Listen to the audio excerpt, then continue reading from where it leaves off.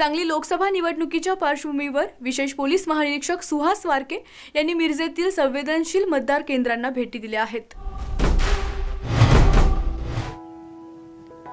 सांगली लोकसभा निवडणुकीच्या पार्श्वभूमीवर मिरज शहरातील विशेष पोलीस महानिरीक्षक सुहास वारके यांनी मिरज शहरातील संवेदनशील मतदान केंद्रांना भेट देऊन बंदोबस्ताचा आढावा घेतला।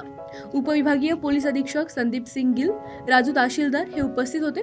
शहरात कोणत्याही प्रकारचा अनुचित प्रकार घडू नये यासाठी चोख बंदोबस्त ठेवण्यात आल्याची माहिती यावेळी त्यांनी दिली। अनुषंगाने पोलिसांनी बंदोबस्त लावलेला आहे। वेगवेगळ्या ठिकाणी पेट्रोलिंग आणि स्ट्रायकिंग फोर्सेस तैनात केलेले आहेत।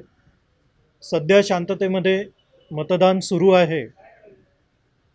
पोलीस जे सेन्सिटिव्ह भाग आहेत, विशेष करून कोल्हापूर, इचलकरंजी, सांगलीमध्ये मिरज अशासारख्या भागांमध्ये विशेष जास्त करून लक्ष आहे संवेदनशील भागात, जेणेकरून कुठलाही अनुचित प्रकार होऊ नये।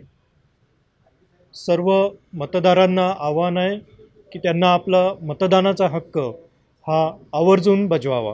धन्यवाद। आंतरराष्ट्रीय ख्यातीचे डॉक्टर BS भोसले यांचं आशा होमिओपॅथिक क्लिनिक आजाराच्या मुळाशी पोहोचणारी आधुनिक उपचार पद्धत। निराश होताय कशासाठी?